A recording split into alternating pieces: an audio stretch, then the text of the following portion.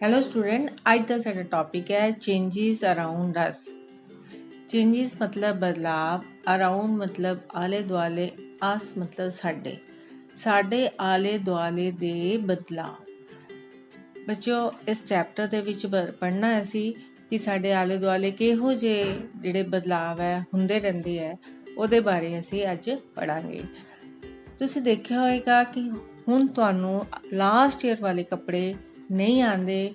ਕਿਉਂ ਨਹੀਂ ਆਉਂਦੇ? ਕਿਉਂਕਿ ਤੁਸੀਂ ਕੀ ਹੋ ਗਏ ਹੋ ਵੱਡੇ, ਤੁਹਾਡੀ ਹਾਈਟ ਜਿਹੜੀ ਹੈ ਇਨਕਰੀਜ਼ ਹੋ ਗਈ ਹੈ, ਤੁਹਾਡਾ ਸਾਈਜ਼ ਜਿਹੜਾ ਹੈ ਇਨਕਰੀਜ਼ ਹੋ ਗਿਆ, ਇਸ ਕਰਕੇ ਤੁਹਾਨੂੰ ਜਿਹੜੀ ਹੈ ਪਿਛਲੇ ਸਾਲ ਵਾਲੇ ਕੱਪੜੇ ਨਹੀਂ ਆਉਂਦੇ।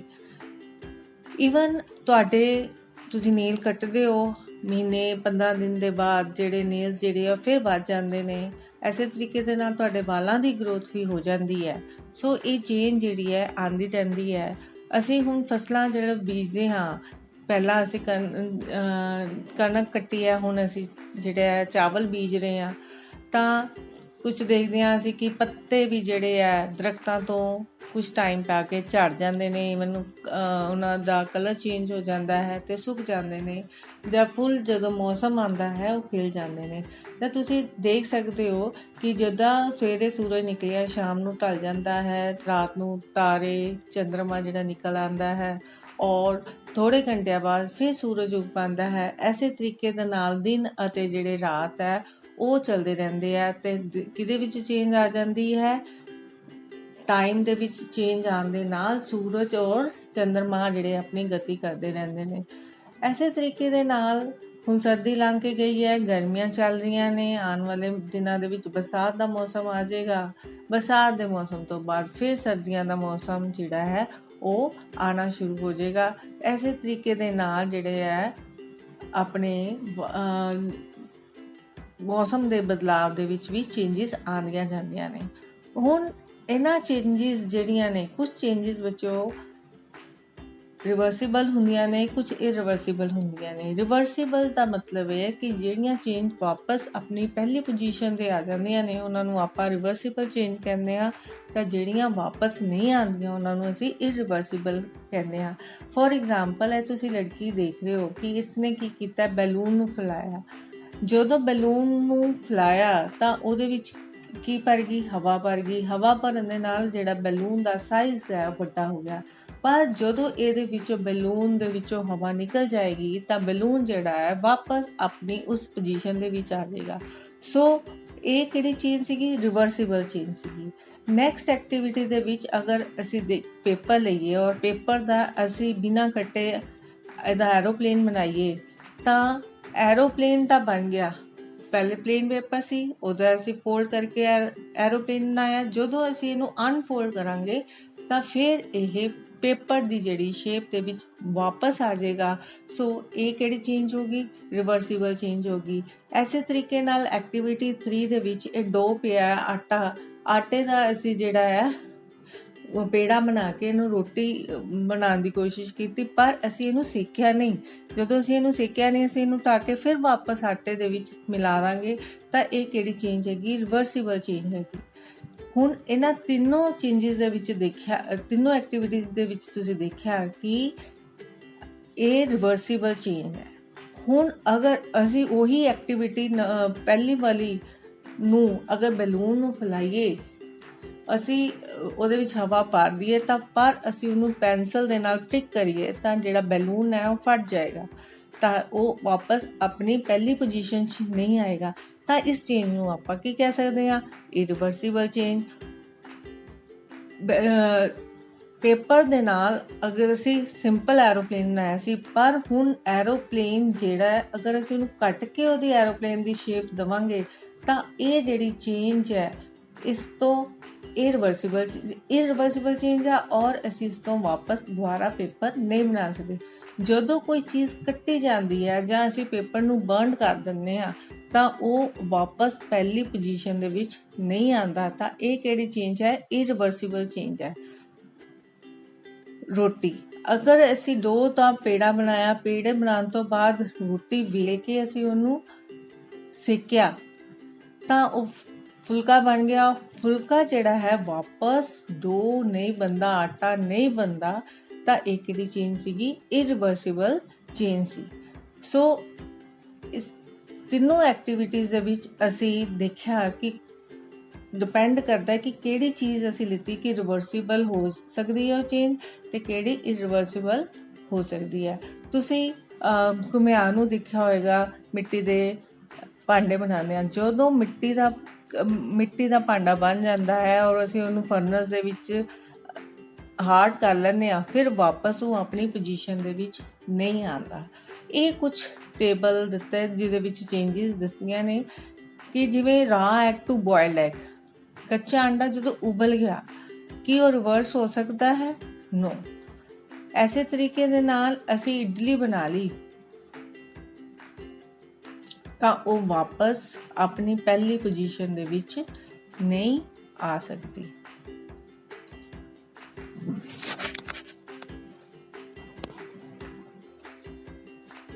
VAT cloth to dry cloth, ਅਗਰ ਗਿੱਲੇ ਕੱਪੜਿਆਂ ਨੂੰ ਅਸੀਂ ਸੁਕਾ ਸਕਦੇ ਹਾਂ ਔਰ ਸੁੱਕੇ ਹੋਏ ਕੱਪੜਿਆਂ ਨੂੰ ਫਿਰ ਗਿੱਲਾ ਕਰ ਸਕਦੇ ਹਾਂ ਤਾਂ it can be reverse. Yes.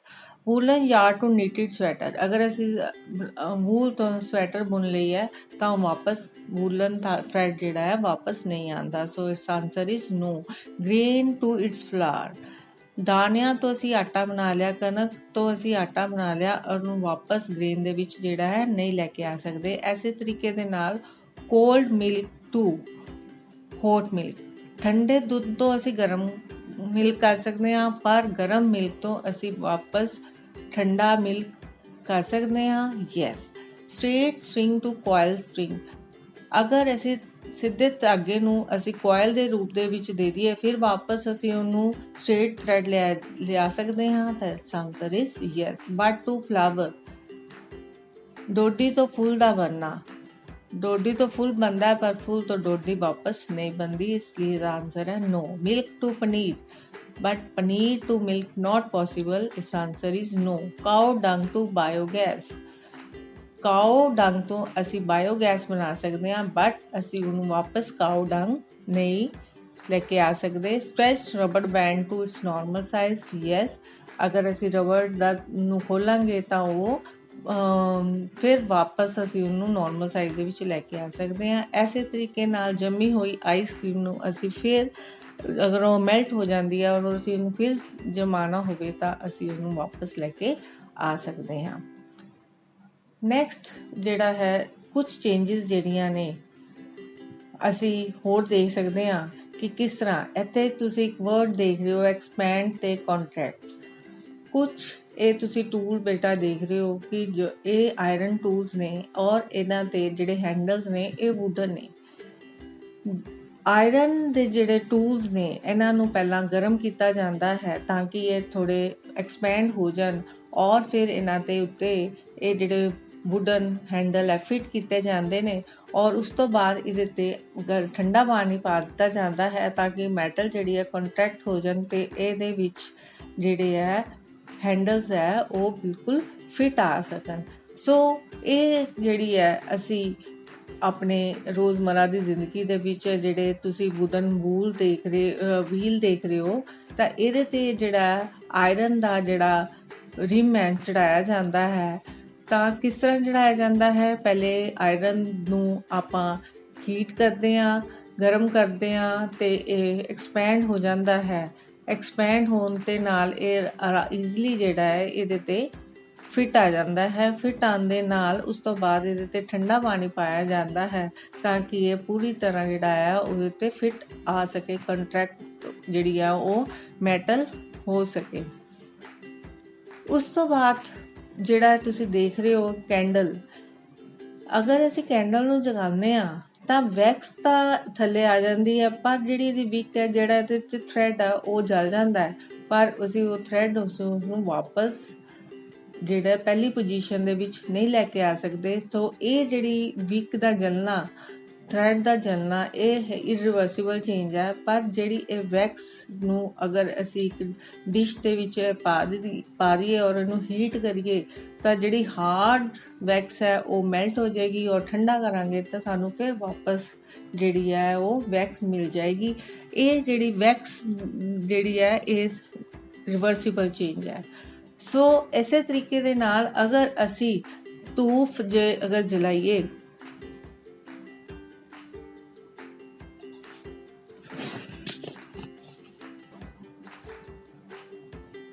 ਅਗਰ ਅਸੀਂ ਉਹੀ ਐਕਟੀਵਿਟੀ ਜਿਸ ਲਈ ਧੂਫ ਜਲਾਈਏ ਤਾਂ ਤੁਸੀਂ ਦੇਖੋਗੇ ਕਿ ਉਹਦੇ ਵਿੱਚ ਧੂਫ ਬਿਲਕੁਲ ਪੂਰੀ ਤਰ੍ਹਾਂ ਜਲ ਜਾਂਦੀ ਹੈ। ਤਾਂ ਦੋ ਚੀਜ਼ਾਂ ਜਿਹੜੀਆਂ ਫਾਰਮ ਹੁੰਦੀਆਂ ਨੇ, ਇੱਕ ਤਾਂ ਐਸ਼ ਉਹਦੀ ਸਵਾਹ ਫਾਰਮ ਹੋ ਗਈ, ਤੇ ਕੁਝ ਗੈਸ ਸਾਨੂੰ ਦਿਖਦੀ ਤਾਂ ਨਹੀਂ ਹੈ ਪਰ ਸਾਨੂੰ ਸਮੈਲ ਜਿਹੜੀ ਹੈ, ਸਾਨੂੰ ਜਿਹੜਾ ਜਾਂ ਧੂਆਂ ਜਿਹੜਾ ਹੈ ਉਹ ਸਾਨੂੰ ਦਿਖਦਾ ਹੈ। ਸੋ ਇਹ ਜਿਹੜੀ ਧੂਫ ਦਾ ਚੱਲਣਾ ਹੈ ਉਹ ਕਿਹੜੀ ਚੇਂਜ ਹੈ? ਇਰਰਿਵਰਸੀਬਲ ਚੇਂਜ। ਐਸੇ ਤਰੀਕੇ ਦੇ ਨਾਲ ਬੱਚੋ, ਅਗਰ ਤੁਸੀਂ ਦੇਖਿਆ ਹੋਏਗਾ ਘਰ ਦੇ ਵਿੱਚ ਮੰਮਾ ਤੁਹਾਡੇ ਲਈ ਦਹੀਂ ਜਮਾਉਂਦੇ ਨੇ ਤਾਂ ਕੀ ਕਰਦੇ ਨੇ, ਦੁੱਧ ਲੈਂਦੇ ਨੇ, ਅਗਰ ਕਟੋਰੀ ਦੁੱਧ ਲਈ ਹੈ ਤਾਂ ਉਹਦੇ ਵਿੱਚ ਅੱਧਾ ਕੁ ਚਮਚ ਜਿਹੜਾ ਹੈ ਥੋੜਾ ਕੀ ਪਾ ਦਿੰਦੇ ਨੇ, ਦਹੀਂ ਦਾ ਖੱਟਾ ਜਿਹਨੂੰ ਅਸੀਂ ਬੋਲਦੇ ਹਾਂ ਉਹ ਲੈ ਲੈਂਦੇ ਹਾਂ। ਤਾਂ ਦੇਖਦੇ ਹਾਂ ਕਿ ਸਵੇਰ ਤੱਕ ਜਿਹੜਾ ਜਾਂ ਕੁਝ ਘੰਟਿਆਂ ਬਾਅਦ ਗਰਮ ਦੁੱਧ ਦੇ ਵਿੱਚ ਜਦੋਂ ਅਸੀਂ ਖੱਟਾ ਲਗਾਇਆ ਤਾਂ ਉਹ ਕਿਹਦੇ ਚੇਂਜ ਬਣ ਜਾਂਦੀ ਹੈ? ਦਹੀਂ ਬਣ ਜਾਂਦਾ। ਅਸੀਂ ਉਸ ਨੂੰ ਵਾਪਸ ਮਿਲਕ ਨਹੀਂ ਲੈ ਕੇ ਆ ਸਕਦੇ। ਸੋ ਇਹ ਜਿਹੜੀ ਚੇਂਜ ਹੈ ਇਸ ਨੂੰ ਆਪਾਂ ਕਿਹੜੀ ਚੇਂਜ ਕਵਾਂਗੇ? ਇਰਰਿਵਰਸੀਬਲ ਚੇਂਜ। ਸੋ ਇਸ ਚੈਪਟਰ ਦੇ ਵਿੱਚ ਬੱਚੋ ਤੁਸੀਂ ਪੜ੍ਹਿਆ ਰਿਵਰਸੀਬਲ ਚੇਂਜ ਤੇ ਇਰਰਿਵਰਸੀਬਲ ਚੇਂਜ ਦੇ ਬਾਰੇ। Some changes can be reversed and some cannot be reversed। ਜਿਹੜੀਆਂ ਕੁਝ ਚੇਂਜਸ ਤਾਂ ਰਿਵਰਸ ਹੋ ਜਾਂਦੀਆਂ ਨੇ ਪਰ ਕੁਝ ਨਹੀਂ ਹੁੰਦੀਆਂ। ਜਿਹੜੀਆਂ ਹੋ ਜਾਂਦੀਆਂ ਨੇ ਉਹਨਾਂ ਨੂੰ ਆਪਾਂ ਰਿਵਰਸੀਬਲ ਬੋਲਦੇ ਹਾਂ, ਤੇ ਜਿਨ੍ਹਾਂ ਨੂੰ ਆਪਾਂ ਵਾਪਸ ਨਹੀਂ ਲਿਆ ਸਕਦੇ ਉਹਨਾਂ ਨੂੰ ਆਪਾਂ ਇਰਰਿਵਰਸੀਬਲ ਕਹਿੰਦੇ ਹਾਂ। So change may occur by heating a substance or by mixing it with some other. Change ਕਿਸੇ ਚੀਜ਼ ਵਿੱਚ ਕਦੋਂ ਆਉਂਦੀ ਹੈ? ਜਾਂ ਤਾਂ ਅਸੀਂ ਉਹਨੂੰ ਹੀਟ ਕਰਦੇ ਹਾਂ ਜਾਂ ਉਹਦੇ ਵਿੱਚ ਅਸੀਂ ਕੁਝ ਮਿਕਸ ਕਰਦੇ ਹਾਂ ਤਾਂ ਉਹਦੇ ਵਿੱਚ ਕੀ ਆ ਜਾਂਦੀ ਹੈ? ਚੇਂਜ ਆ ਜਾਂਦੀ ਹੈ। ਮੈਂ ਪਹਿਲੇ ਵੀ ਦੱਸਿਆ ਕਿ ਜੇ ਅਗਰ ਕਿਸੇ ਚੀਜ਼ ਨੂੰ ਬਰਨ ਕਰ ਦਈਏ ਜਾਂ ਕੱਟ ਕਰ ਦਈਏ ਉਹ ਵਾਪਸ ਆਪਣੀ ਪੋਜੀਸ਼ਨ ਦੇ ਵਿੱਚ ਨਹੀਂ ਆਉਂਦੀ। ਹੁਣ ਆਓ ਅਸੀਂ ਕਰਦੇ ਹਾਂ ਐਕਸਰਸਾਈਜ਼।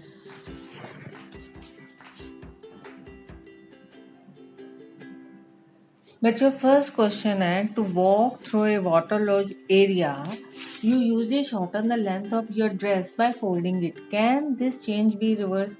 ਅਗਰ ਕਿਸੇ ਪਾਣੀ ਵਾਲੇ ਏਰੀਆ ਦੇ ਵਿੱਚੋਂ ਅਗਰ ਤੁਸੀਂ ਲੰਘਦੇ ਹੋ ਤਾਂ ਤੁਹਾਡੀ ਡਰੈਸ ਜਿਹੜੀ ਹੈ ਗਿੱਲੀ ਹੁੰਦੀ ਹੈ ਤਾਂ ਤੁਸੀਂ ਉਸਨੂੰ ਕੀ ਕਰ ਲੈਂਦੇ ਹੋ? ਫੋਲਡ ਕਰ ਲੈਂਦੇ ਹੋ। ਕੀ ਉਹ ਜਿਹੜੀ ਫੋਲਡ ਕੀਤੀ ਡਰੈਸ ਤੁਸੀਂ ਉਹਨੂੰ ਵਾਪਸ ਲੈ ਕੇ ਆ ਸਕਦੇ ਹੋ? ਯੈਸ। ਇਹਦਾ ਆਨਸਰ ਕੀ ਹੈ? The length of the dress can again be increased by unfolding it, hence this change can be reversed। ਸੋ ਇਹ ਜਿਹੜੀ ਚੇਂਜ ਹੈ ਇਹ ਦੁਬਾਰਾ ਵਾਪਸ ਆਪਣੀ ਪੋਜੀਸ਼ਨ ਦੇ ਵਿੱਚ ਆ ਸਕਦੀ ਹੈ। Next question, you accidentally drop your favorite toy and break it, this is change do not want, didn't want, can this change be reversed? ਅਗਰ ਤੁਹਾਡਾ ਕੋਈ ਟॉय ਟੁੱਟ ਜਾਂਦਾ ਹੈ, ਤੁਸੀਂ ਨਹੀਂ ਚਾਹੁੰਦੇ ਕਿ ਇਹ ਚੀਜ਼ ਹੋਵੇ, can this change be reversed? ਕੀ ਇਹ ਰਿਵਰਸ ਹੋ ਸਕਦਾ ਹੈ? its answer is no, this change cannot be reversed। Next question, some changes are listed in the following table. For each change write in the black column whether the change can be reversed or not। Sawing of a piece of a wood, ਅਗਰ ਅਸੀਂ ਕਿਸੇ wood ਦੇ piece ਨੂੰ ਕੱਟ ਦਈਏ ਤਾਂ ਕੀ ਅਸੀਂ ਉਹਨੂੰ ਵਾਪਸ ਲੈ ਕੇ ਆ ਸਕਦੇ ਹਾਂ? No। Melting of ice candy, it can be reversed, yes। ਅਗਰ ਅਸੀਂ ਉਹਨੂੰ ਫਰੀਜ਼ ਕਰ ਲਾਂਗੇ ਤਾਂ ਫਿਰ ਵਾਪਸ ਆਪਣੀ ਪੋਜੀਸ਼ਨ ਦੇ ਵਿੱਚ ਆ ਜਾਏਗੀ। ਡਿਜ਼ੋਲਵਿੰਗ ਸ਼ੂਗਰ ਇਨ ਵਾਟਰ, ਚੀਨੀ ਅਗਰ ਪਾਣੀ ਦੇ ਵਿੱਚ ਘੁਲ ਗਈ ਹੈ ਕਿ ਅਸੀਂ ਉਹਨੂੰ ਵਾਪਸ ਲੈ ਕੇ ਆ ਸਕਦੇ ਹਾਂ? ਤਾਂ ਇਹਦਾ ਆਨਸਰ ਹੈ ਯੈਸ। ਅਗਰ ਉਹਨੂੰ ਅਸੀਂ ਹੀਟ ਕਰਾਂਗੇ ਵਾਟਰ ਨੂੰ ਤਾਂ ਵਾਟਰ ਇਵੈਪੋਰੇਟ ਹੋ ਜਾਏਗਾ ਤੇ ਜਿਹੜੀ ਸ਼ੂਗਰ ਹੈ ਉਹਦੇ ਕ੍ਰਿਸਟਲ ਜਿਹੜੇ ਹੈ ਨੀਚੇ ਰਹਿ ਜਾਣਗੇ। ਕੁਕਿੰਗ ਫੂਡ, ਅਗਰ ਅਸੀਂ ਭੋਜਨ ਨੂੰ ਪਕਾ ਲਿਆ ਕਿ ਅਸੀਂ ਉਹਨੂੰ ਵਾਪਸ ਲੈ ਕੇ ਆ ਸਕਦੇ ਹਾਂ ਰॉ ਪੋਜੀਸ਼ਨ ਦੇ ਵਿੱਚ? ਨੋ। ਰਾਈਪਨਿੰਗ ਆਫ ਏ ਮੈਂਗੋ ਪੱਕ ਗਿਆ ਕਿ ਅਸੀਂ ਉਹਨੂੰ ਵਾਪਸ ਪਹਿਲੀ ਪੋਜੀਸ਼ਨ 'ਚ ਲੈ ਕੇ ਆ ਸਕਦੇ ਹਾਂ? ਨੋ। ਸੋਰਿੰਗ ਆਫ ਮਿਲਕ, ਅਗਰ ਮਿਲਕ ਖੱਟਾ ਹੋ ਗਿਆ ਕਿ ਅਸੀਂ ਉਹਨੂੰ ਵਾਪਸ ਆਪਣੀ ਪੋਜੀਸ਼ਨ ਦੇ ਵਿੱਚ ਲੈ ਕੇ ਆ ਸਕਦੇ ਹਾਂ? Its answer is no. Question number 4, a drawing sheet changes when you draw a picture on it, can you reverse this change? ਕਿ ਅਗਰ ਤੁਸੀਂ ਕਿਸੇ ਡਰਾਇੰਗ ਸ਼ੀਟ ਤੇ ਕੁਝ ਡਰਾ ਕਰ ਲਿਆ ਕਿ ਉਸ ਨੂੰ ਅਸੀਂ ਵਾਪਸ ਚੇਂਜ ਕਰ ਸਕਦੇ ਹਾਂ? ਇੱਥੇ ਬੱਚੋ ਦੋ ਚੀਜ਼ਾਂ ਹੁੰਦੀਆਂ ਨੇ। ਅਗਰ ਤਾਂ ਅਸੀਂ ਪਿਕਚਰ ਜਿਹੜੀ ਹੈ ਡਰਾਇੰਗ ਸ਼ੀਟ ਤੇ ਪੈਨਸਲ ਨਾਲ ਡਰਾ ਕੀਤੀ ਹੈ ਤਾਂ ਉਹ ਵਾਪਸ ਆਪਣੀ ਓਰੀਜਨਲ ਪੋਜੀਸ਼ਨ ਦੇ ਵਿੱਚ ਆ ਜਾਏਗੀ, ਕਿਉਂਕਿ ਅਸੀਂ ਉਹਨੂੰ ਇਰੇਜ਼ ਕਰ ਲਾਂਗੇ।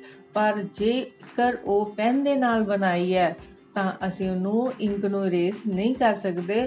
ਇਸ ਕੇਸ ਦੇ ਵਿੱਚ ਜਿਹੜੀ ਹੈ ਚੇਂਜ ਹੈ ਉਹ ਰਿਵਰਸ ਨਹੀਂ ਹੋ ਸਕਦੀ। Next question, give example to explain the difference between changes that can or cannot be reversed। ਕੁਝ ਇਹੋ ਜਿਹੀਆਂ ਐਗਜ਼ਾਮਪਲ ਦੱਸੋ ਜਿਹੜੀਆਂ ਵਾਪਸ ਪੋਜੀਸ਼ਨ 'ਚ ਵੀ ਆ ਸਕਦੀਆਂ ਨੇ ਤੇ ਨਹੀਂ ਵੀ ਆ ਸਕਦੀਆਂ। ਮੈਂ ਪਹਿਲੇ ਹੀ ਦੱਸੀ ਕਿ ਅਗਰ ਅਸੀਂ ਬੈਲੂਨ ਨੂੰ ਫੈਲਾਵਾਂਗੇ ਤਾਂ ਉਹਦੇ 'ਚ ਸਾਈਜ਼ ਤੇ ਸ਼ੇਪ ਬੈਲੂਨ ਦੀ ਚੇਂਜ ਹੋ ਜਾਏਗੀ, ਪਰ ਅਗਰ ਅਸੀਂ ਉਹਦੇ ਵਿੱਚੋਂ ਹਵਾ ਕੱਢ ਦਾਂਗੇ ਤਾਂ ਵਾਪਸ ਉਹ ਆਪਣੀ ਪਹਿਲੀ ਪੋਜੀਸ਼ਨ ਦੇ ਵਿੱਚ ਆ ਜਾਏਗਾ। ਪਰ ਜੇ ਬੈਲੂਨ ਫਟ ਜਾਂਦਾ ਹੈ ਤਾਂ ਉਹ ਆਪਣੀ ਪਹਿਲੀ ਓਰੀਜਨਲ ਪੋਜੀਸ਼ਨ ਦੇ ਵਿੱਚ ਨਹੀਂ ਆ ਸਕਦਾ।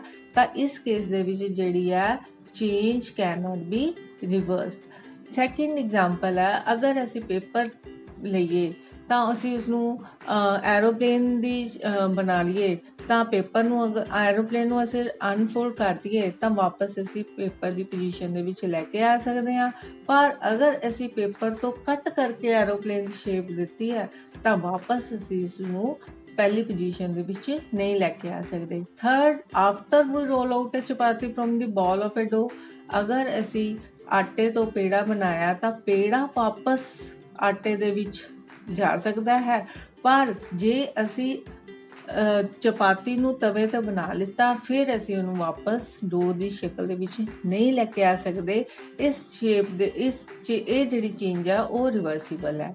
ਨੈਕਸਟ ਕੁਐਸਚਨ ਹੈ, a thick coating of plaster of Paris paste is applied over the bandage on a fractured bone. It becomes hard on drying to keep the fractured bone immobilized. Can the change in POP be reversed?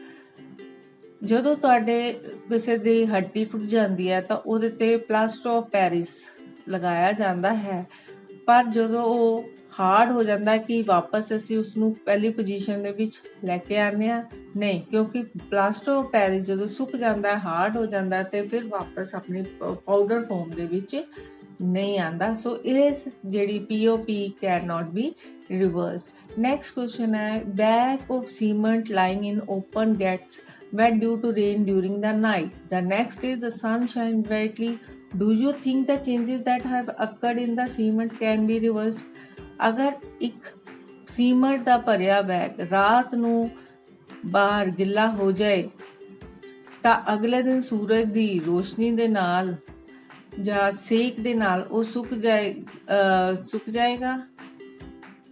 ਕੀ ਅਸੀਂ cement ਨੂੰ ਵਾਪਸ ਉਸ ਪਹਿਲੀ position ਦੇ ਵਿੱਚ ਲੈ ਕੇ ਆ ਸਕਦੇ ਹਾਂ? ਤਾਂ ਬੱਚਿਓ ਦਾ ਆਨਸਰ ਹੈ ਇਹਦੇ ਵਿੱਚ ਜਿਹੜਾ ਹੈ ਜਦੋਂ ਸੀਮੈਂਟ ਗਿੱਲਾ ਹੋ ਜਾਂਦਾ ਹੈ ਪਾਣੀ ਦੇ ਨਾਲ ਤਾਂ ਉਹ ਇੱਕ ਹਾਰਡ ਸਬਸਟੈਂਸ ਬਣ ਜਾਂਦਾ ਹੈ, ਤਾਂ ਅਸੀਂ ਉਸਨੂੰ ਫਿਰ ਵਾਪਸ ਪਹਿਲੀ ਪੋਜੀਸ਼ਨ ਦੇ ਵਿੱਚ ਨਹੀਂ ਲੈ ਕੇ ਆ ਸਕਦੇ। ਸੋ ਬੱਚਿਓ ਇਹ ਸੀ ਸਾਡਾ ਚੈਪਟਰ 6 ਚੇਂਜਸ ਅਰਾਊਂਡ ਅਸ ਔਰ ਉਹਨਾਂ ਦੇ ਕੁਐਸਚਨ ਆਨਸਰ। ਹੋਪ ਕਿ ਤੁਹਾਨੂੰ ਇਹ ਚੈਪਟਰ ਜਿਹੜਾ ਹੈ ਸਮਝ ਆ ਗਿਆ ਹੋਵੇਗਾ। Thank you.